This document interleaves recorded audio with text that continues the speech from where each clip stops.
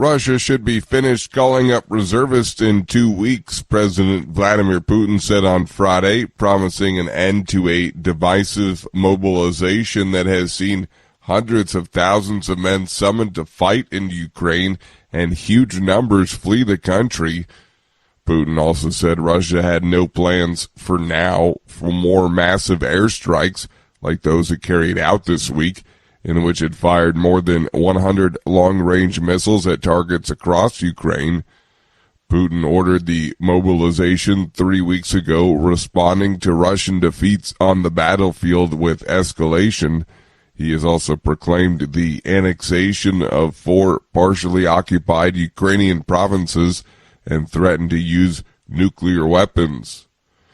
North Korea has fired a missile and artillery shells, stoking regional tensions, AP correspondent Charles de Ledesma reports. A ballistic missile and hundreds of shells were hurled towards the sea, and warplanes flew near the tense border with South Korea, further raising animosities triggered by the North's recent barrage of weapons tests. The moves suggest the regime's reviving an old playbook of stoking fears of war with provocative weapons tests before it seeks to win greater concessions from its rivals. It was Pyongyang's 15th missile launch since testing activities resumed on September 25. The regime saying on Monday its recent missile tests are simulations of nuclear strikes on South Korean and US targets in response to their provocations.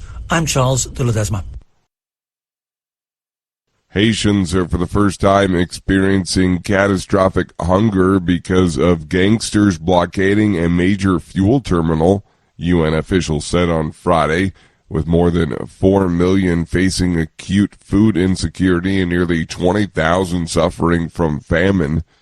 A coalition of gangs has prevented the distribution of diesel and gasoline for over a month to protest a plan to cut fuel subsidies.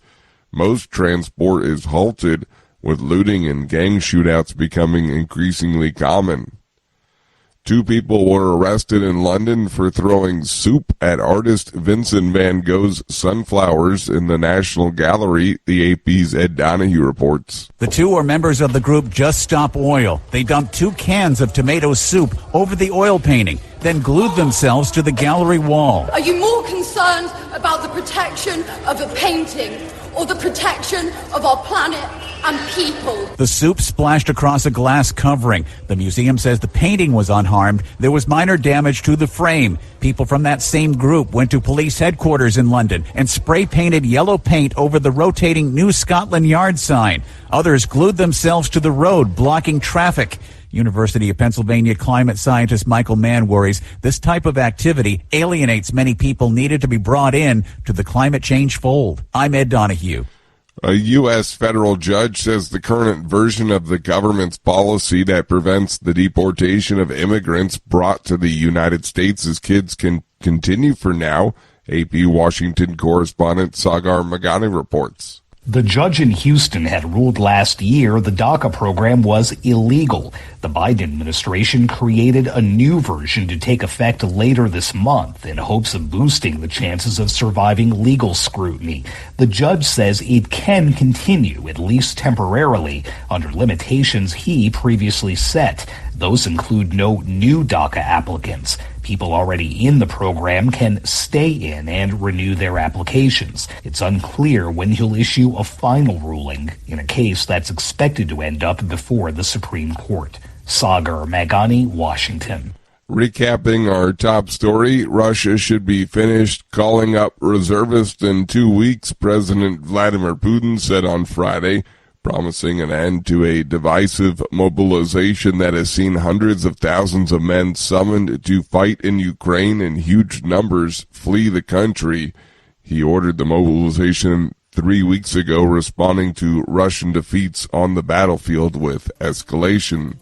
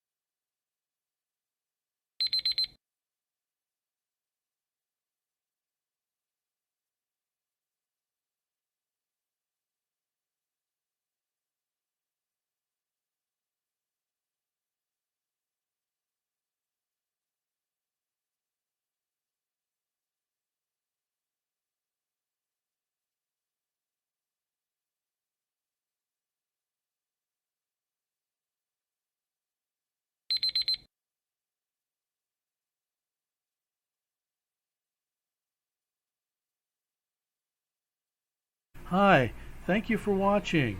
I hope the videos are useful for you. Please subscribe to my channel using the button below.